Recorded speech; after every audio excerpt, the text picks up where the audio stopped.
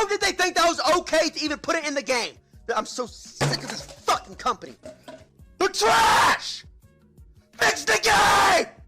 It sucks playing the shit! And I'm fucking addicted! So I can't quit! So what is going on, guys? I'm BlackOpsAmazing. Welcome back to another video on the channel, where today I thought I would make this video because I have seen so many people lately, whether it be to do with the zombies portion of Vanguard or I guess the campaign, the multiplayer, the competitive side. Obviously zombies is made by Treyarch, but the game as a whole is Sledgehammer's, and I've seen over the past day or so many people that I wouldn't have thought I'd seen come out and totally blast not only the game but Sledgehammer. We are now into their third Call of Duty. Obviously they've worked on other CODs with other developers, but as for their own games, we've had Advanced Warfare, World War II, and now this one, Vanguard. And I think it's fair to say, or at least in my opinion, I don't think any of their games have been amazing. If you compare any of them to the Modern Warfare series or the Black Ops series, ones that we've had from Treyarch or Infinity Ward, Sledgehammer are definitely the weakest developers, and every time we come around to their games releasing, I'm always thinking in the back of my head, is this going to be like their previous games? I just don't really get excited for any Sledgehammer game compared to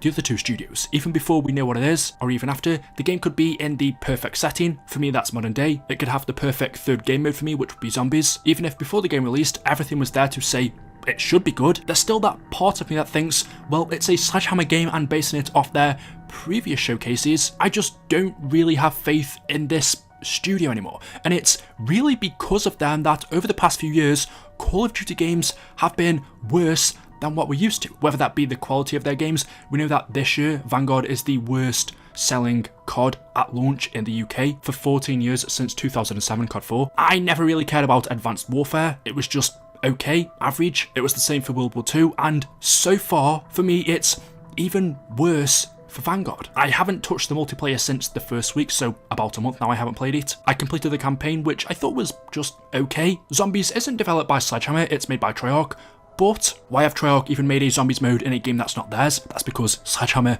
couldn't do it themselves. Whether they didn't have enough time, Activision didn't think their original project was good enough, so brought in Treyarch to do it. The exact same thing happened for Cold War. That game originally was Sledgehammer's. That was when Treyarch had to come in about halfway through that game and finish it off, which could explain the lack of round-based content in that game, why there weren't as many Easter eggs in these zombies maps compared to what we usually get. Really, ever since Sledgehammer have become one of the main developers in the Call of Duty cycle, maybe it's just me, but I've noticed a slow downwards spiral for Call of Duty, and especially over these past few years, the past couple of games where the studio has messed up the cycle, having to bring in other developers to finish off their game, which, by the way, again, if I'm not wrong in saying, Call of Duty Vanguard has had the most developers work on this game than any other Call of Duty has. It isn't only Sledgehammer, Raven and Treyarch, but as you can see from the Vanguard startup screen, it was also Beanox, High Moon Studios, Demonware, Activision Shanghai. I'm pretty sure Toys for Bob were dragged in to help on this game. If not this, then definitely Warzone. Basically, all of these studios under Activision have worked on Call of Duty Vanguard. So what is it? Why can't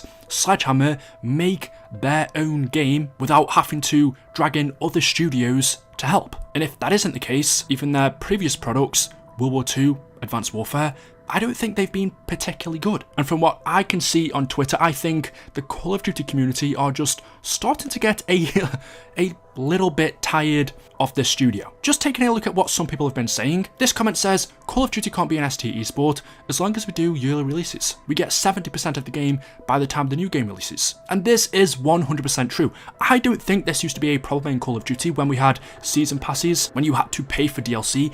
I think this became a problem first in Modern Warfare 2019 when DLC became free. There are two sides to this argument, I would say, because I would ask, would you prefer a game have free DLC throughout a season? However, you don't know what you're going to get, you're not guaranteed anything, and because the content is free, that also means the quality of content that they're going to be giving us throughout the season doesn't necessarily have to be top tier. At the end of the day, you can't get a refund on something that's free. It can be difficult to complain about something like that, whereas if you pay for a year's worth of content, you are usually told what you're going to be getting beforehand. There will be a set amount of content, and also, more than likely, I think the quality of it, because you're paying for it, will be higher. If there's money involved for any business, there's always the incentive to do better to make the best products you can because you're getting paid for it, whereas if you're doing it for free, maybe that incentive isn't there. And that also ties into this comment where they mention Call of Duty can't be an S-tier esport as long as they do yearly releases, because we get about 70% of the game by the time the next one comes out. Whether it be Vanguard,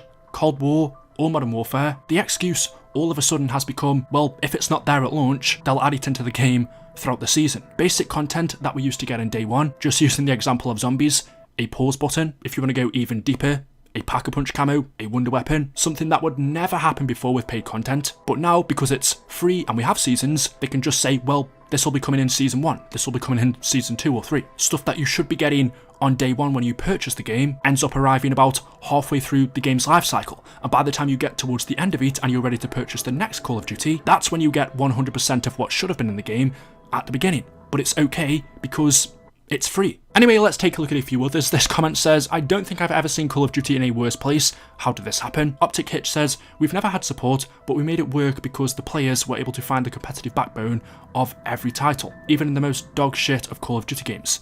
In this game, that's not even possible. Add the league issues on top of that, COD is in a bad state, man. I don't really know too much about the competitive side, but I've seen so many people, so many comments like this complaining that the competitive side of COD now in Vanguard, I guess, even though it's been chalked for a few years, this game just blows that out of the window. Nadeshot said, Call of Duty arguably has the most entertaining, outspoken and personable players of any esports community. Storylines and rivalries that literally span across a decade. Vanguard releases and the league says you're not allowed to compete on stream together until February. Again, another complaint towards the esports side. Another tweet said, Vanguard is literally in a beta state with horrible imbalance, stability and connectivity issues. Sledgehammer Games is asleep at the wheel. Insane. I did see a reply to this which said, everyone is out of office for holidays. There won't be any changes until January. Which is understandable. It is that time of year. Whatever job you're working in, most people are on holidays right now, so you can't expect them during this time to fix things.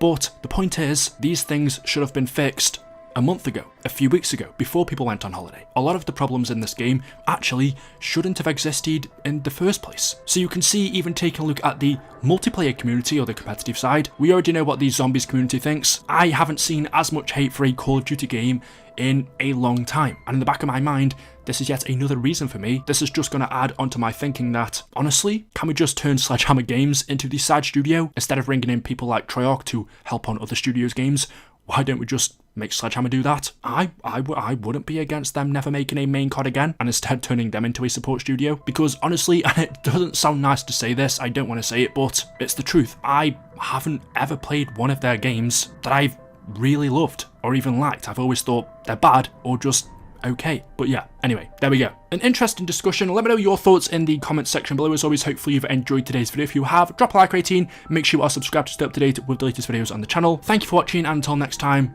goodbye.